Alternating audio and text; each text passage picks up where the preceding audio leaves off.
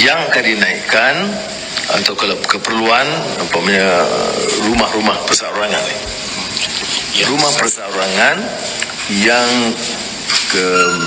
penggunaannya itu sangat tinggi. Okey guys, ramai minta saya ulas pasal perkara ni, iaitu tentang cadangan perubahan di dalam tarif elektrik, terutamanya yang melibatkan golongan T20. Jangan lupa save video ni ataupun bantu saya share video ni untuk menyebarkan manfaat dan juga ilmu-ilmu ekonomi yang berharga. Okey guys, bila kita cakap aja pasal subsidi rationalization ni, ramai yang fobia sebenarnya. Fobia ni adalah disebabkan salah faham ataupun pemahaman yang tidak betul. Ramai orang beranggapan bahawa bila cakap aja pasal subsidi rationalization, dia ingat potong subsidi. Itu tidak benar sama sekali. Rasionalisasi subsidi ni bermaksud kita memberikan subsidi kepada golongan-golongan yang memerlukan. Maksudnya golongan yang berpendapatan rendah, yang kaya-kaya ni, yang sebulan gaji dia sampai 50,000, tak payahlah kita nak bagi dia orang. Dan aku fikir semua orang setuju dengan benda ni. Buat apa kerajaan nak memperuntukkan duit dia orang untuk bagi subsidi kepada golongan kaya? Keadaan ni kalau kita teruskan, dia akan menjadi a wastage of economic resources. Dan lagi satu untuk pengetahuan korang, dalam banyak-banyak subsidi ni, subsidi tenaga elektrik adalah yang paling praktikal untuk dirasionalisasikan. Sebab kita dapat membezakan antara golongan kaya dan juga golongan pendapatan rendah ni hanya dengan penggunaan diorang je. Kalau untuk orang kaya, kilowatt per hour mereka mesti tinggi kan? Dan kalau untuk orang berpendapatan rendah, sebaliknya berlaku. Contohnya orang kaya kan, rumah dia banglo, bilik dia banyak, dia pun pasang aircon banyak. Mungkin satu rumah tu sampai 5-10 aircon dia pasang. Itu belum lagi dengan dia orang punya water heater,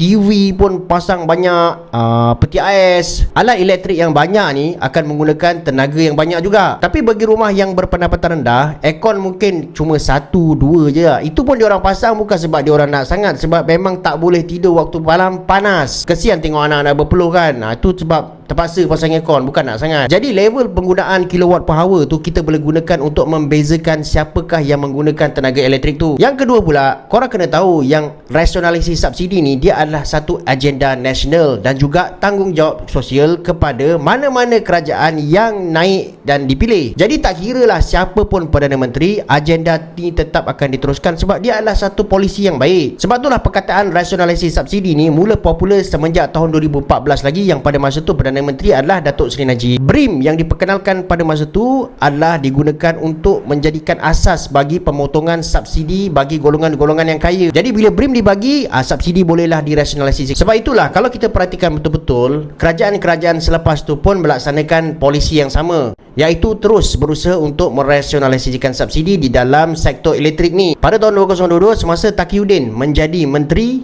Tenaga Sumber Asli, dia pun cakap benda yang sama, iaitu T20 punya tarif elektrik bakal dikenakan surcharge. Sebab pada pandangan dia, T20 tak sepatutnya terima subsidi daripada kerajaan untuk penggunaan elektrik. Yang patut terima ni adalah golongan berpendapatan sederhana dan rendah je. Jadi untuk tahun ni kita pun nampak benda yang sama dilaksanakan oleh PMX juga, iaitu dia nak teruskan dasar ni, iaitu merasionalisasikan subsidi bagi penggunaan elektrik. Sebab itulah guys, macam saya cakap tadi, tak kiralah siapa pun yang diangkat menjadi kerajaan, siapa pun yang jadi Perdana Menteri, dasar rasionalisasi subsidi di dalam sektor guna tenaga elektrik ni tetap akan diteruskan. Okey, jom aku nak share dengan korang sikit tentang tarif elektrik TNB. Korang nak tahu tak satu benda, iaitu tak kiralah sekarang ni dia T20 ke, M40 ke, B40 ke, setiap penggunaan elektrik kilowatt per hour tu dia akan dapat rebate sebanyak 2 sen untuk setiap kilowatt. Jadi kalau korang tanya aku kan, of course lah patut M40 dengan B40 dapat lah. Lagi satu, kalau korang perasan, tarif elektrik TNB tu direka dengan cara macam mana tahu? Dia dipisahkan dengan cara penggunaan kilowatt per hour. Kenapa? Sebab macam saya cakap tadi lah, setiap level kategori tu, sama ada dia T20, M40, B40 ke,